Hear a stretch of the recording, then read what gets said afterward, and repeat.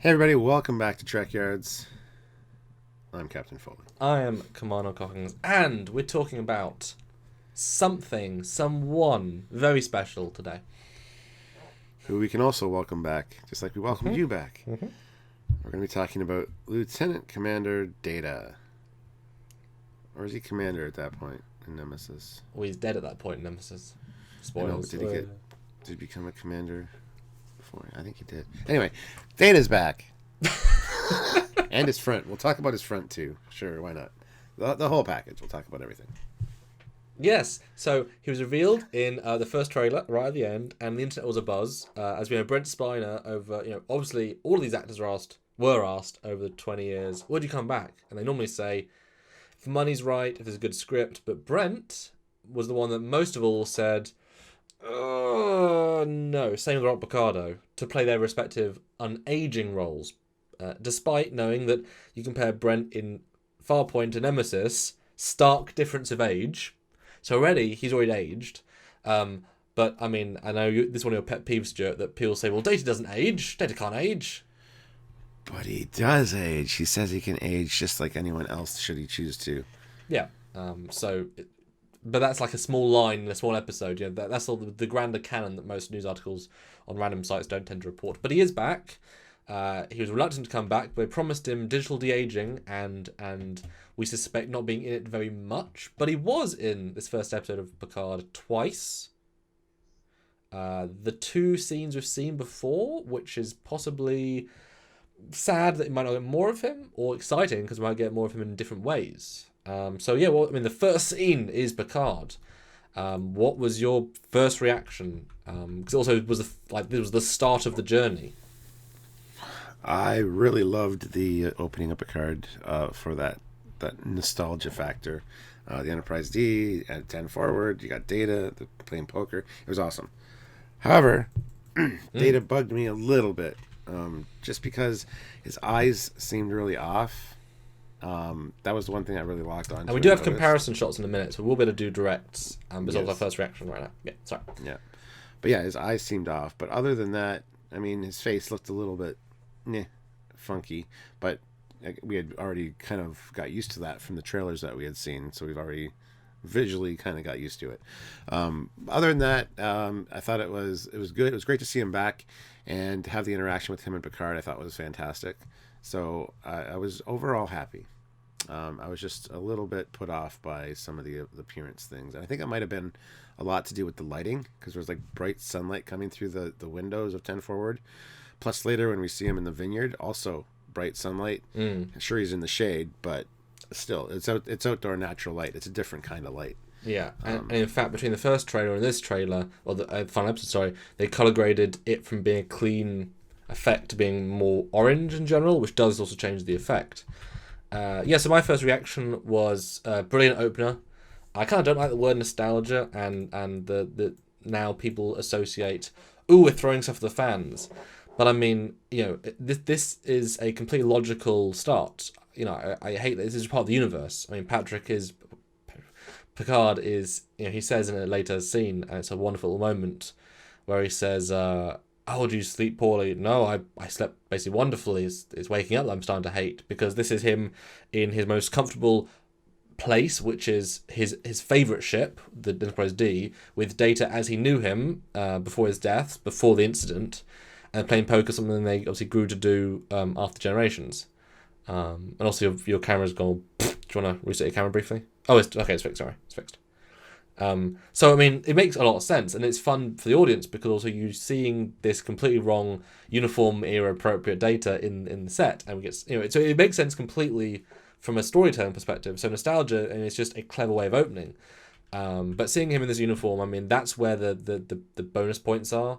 That we're not just getting, Picard in just generic civilian. We're not, we're getting actually. This is what makes these things special. Brent agreed to. I mean, once you put on the makeup, you might as well just be in uniform. 2 different uniforms in this, and beyond the sleeves being wrongly fitted slightly, because it doesn't quite fully fit him. The uniform looks brilliant, and he looks great in it. And considering the age difference, I think it looks rather good, especially in the close-ups, just the close-up. Yeah. As soon as you start to see his forehead, it kind of and his hairline. Those things pull you out. But this, I've got it right now. I mean, excellent. I mean, he is Data. He might not be young Data, but he's definitely Data. And my only real complaint about this scene was that his voice was more like this. And we met Brent recently, and he's all like this, and he's absolutely fine. So I wonder why he was the director who had a cold to be more. He's not strong as a voice. That really took me out of the scene a bit, because he wasn't. That strength of character didn't quite come through. Well, first of all, I didn't notice the voice. I have to go back and rewatch it, even though I've watched it a few times already. So it wasn't distracting for me. I do think you're right, though, about the close-ups. They seem to work a lot better for me than the when you pull back. Because, yeah, the forehead and the hairline do kind of pull me out. I never noticed the sleeves, either. The sleeves are shorter. Oh, my God. You would notice that because you like uniforms and collecting uniforms and stuff. So, and that's why it's difficult when your brain sees all the small things. So that's why it feels right or not. I think this is just I think this might have been just one from the show, because their top bit is so good, but it's shrunk after 20. Like those things. They just we'll ask a collector friend or it's in one of the museums and he'll fit it in and he'll lose some weight, or we'll cut it in the middle and he'll have to wear it as a jumpsuit. I think it's one of those things because it looks so good, and that's why anything that doesn't quite match sticks out more in your brain. Like also his hands, if you look at his hands, they're far more wrinkled than they ever were. And that again, it's subtle, but doesn't quite, you know what I mean? Small things. The thing that really bugged me about these scenes, especially the opening scene, was his eyes. They seem way yellower than they should be. But then, again, I think it's all dependent upon lighting. With the bright sunlight coming in, I don't know if it was that or what the situation was. I would assume they would get the same contacts, the same color. They wouldn't change it. Well, I did include more images in the folder, Stuart, of him from Nemesis, so do go and look at those eyes. There's a whole lot of images. Yeah, I have. Yeah. Yeah. Well, one small thing. When they approached Marina Sirtis to return, and this is the story she's recounted, she was going to basically fly in for a weekend sort of thing. She was going to fly over a weekend, and she said, "Hey guys, do you have my wig and contact lenses?" And they were like, the costume department said, "Wait, you wore contact lenses and a wig?" The Picard department hadn't done the research to know that Deanna has contact lenses and a wig. But because Marina stole them from the set, from Nemesis, she brought the actual wig and the actual contact lenses that she had to get cleaned. So the department wasn't prepared enough, which means that if they include Data, that same research might have been ignored. So it's kind of hard to say that. I mean, that was a very sort of quick, rushed cameo. But I mean, one of the few legends of TNG, that's unexcusable. So therefore, if these eyes just are the wrong colour, that could just be another production flub. These things, unfortunately, this team is not as careful as the older Treks. But I mean, now you've seen the other pictures of Nemesis. What do you think now, seeing it in comparison to his last appearance? They're pretty much exactly the same contact lenses from what it looks like. It's just the lighting. Yeah, exactly. I think it's the lighting, and that was a mistake, I guess, to have him in such a bright light for that, because it doesn't look like Data. It doesn't feel like Data. Yeah, that was the next thing I was going to say. Yeah. But then again, it's a dream. It's Picard's recollection of Data. So any of these little flubs and flaws can be easily like, it was just a dream. That's why the Enterprise, looks a little off. Isn't textured at all. Yeah. Yeah, exactly. In essence, it's a win-win. He can look however he looks, but we do get Data back. In essence, and in fact, there's an image of Data on the bridge from Nemesis, and the eyes look really subtle, and it looks like whatever. And you cut him at the wedding, and they pop way more than I think. Oh, the wedding one surprised me how much they popped. And then you cut back to Picard, and it's the exact same. I do kind of think the close-up should have desaturated like 12, 15. I've got some comparison shots there, Stuart, so we can actually just see it on screen. We keep going between shots. But the first one is Brent in Nemesis, because I do want to clarify here that having looked through the other pictures, I don't, if they use digital de-aging, and at this point I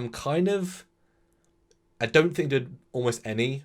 I think it was really minimal. And in fact, I said to you in a different video that between trailer 1 and 6 months ago to production, they didn't do cut to that picture 2, Beyond the color grade, there's no difference. So they didn't de-age him any further. The work is so minimal that, I mean, they didn't really want to make him look young. But if you cut to him in Nemesis, I mean, that was as old as he looked. And he looked pretty much the same as Nemesis. So I think that's what they were going for. His last appearance rather than actually like fresh young Data. What do you think? Now I've put that idea in your head. Something about it feels off. Again, this comparison with Nemesis, the skin color is off, but then again, lighting. Yeah, like I said, first trailer, the lighting is cleaner, and then now suddenly it's all yellow, and it feels different. Exactly. Yeah, you can see some changes under the eyes and stuff. Yes, I did notice. I think they might have removed those. I think they've cleaned these areas. I think that was their big effect. Yeah. Subtle things. Yeah, actually. Now there's a graphic here as well with him in a medium shot in the in mess hall, and then Data at the wedding, which I think is a good one because it shows the hairline, and the hairline definitely says to me this is weird. But if you compare the hairlines, I mean, it's basically Nemesis. You know, I mean, what do you think? The hair feels more natural in Nemesis. Yes, it does. It doesn't feel like it's slicked back. That's true. And I think that's another thing that's really sticking out. Yeah.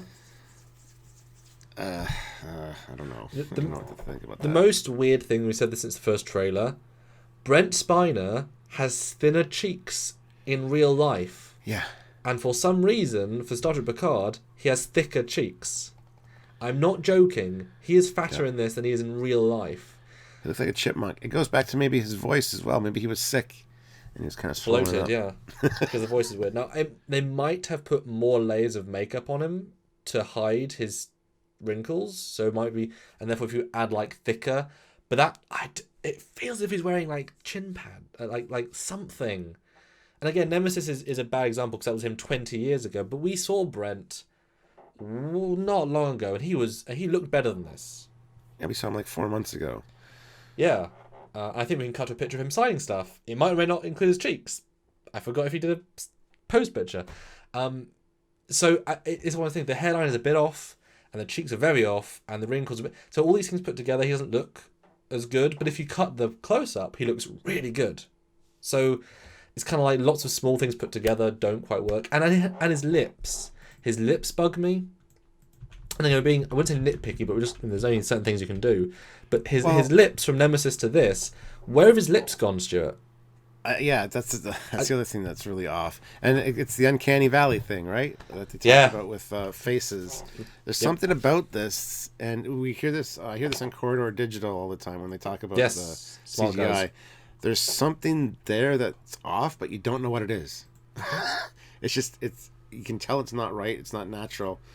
Because of all of our millions of years of evolution of looking at other faces, it's just something is off. I mean, we just can't put your finger on it. Well, I'm trying to, smallest Stuart. Detail. I'm trying to tell you all the little things, but it all comes together. But why are his lips painted the same color? Because they're not. I mean, his lips might have got smaller, but why paint it? That was a mistake. That was just a mistake in makeup. They just didn't give him the lips. It's strange, Stuart. It's very strange.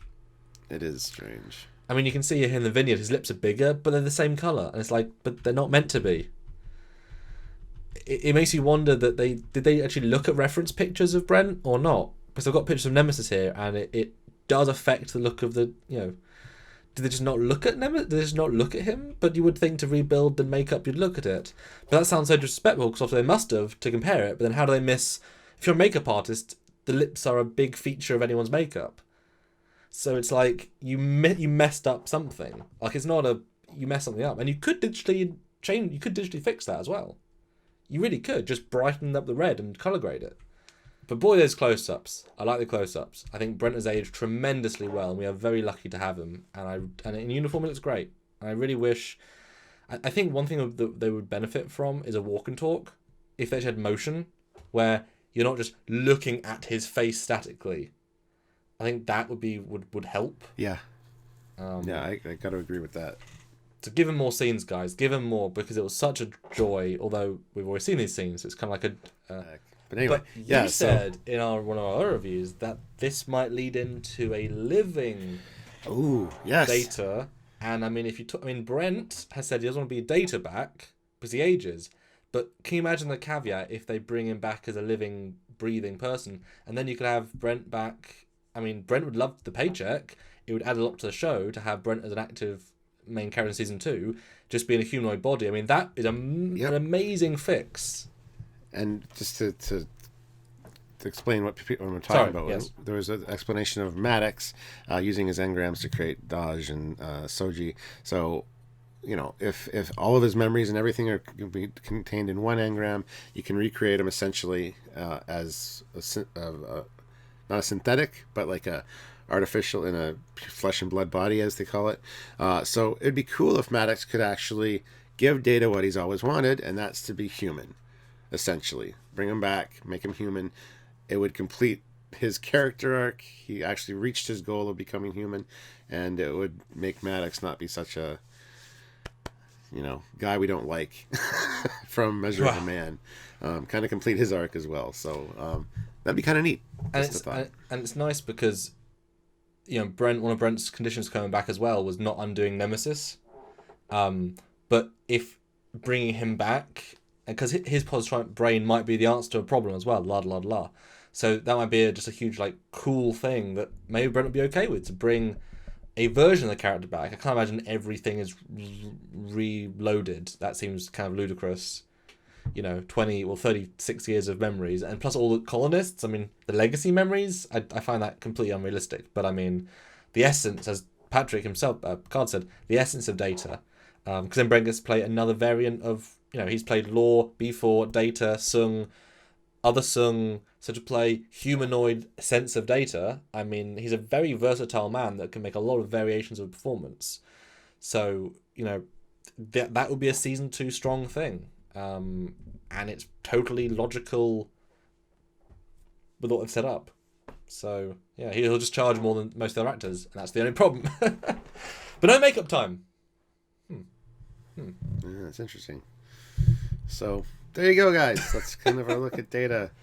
So, everybody, just make sure you click that like button before you leave, and make sure you're subscribed for more content. So, we're going to be breaking down Picard videos and doing in-depth stuff, and there's going to be a lot of videos coming out. So, make sure you subscribe and click notify and hit the thumbs up. Help us out. But if you do enjoy what we do, and are going to continue to do for weeks and weeks to come, Patreon, such an important way. It's the backbone of our support of the channel, So, give a little bit each and every month at Patreon/Trekyards. Please.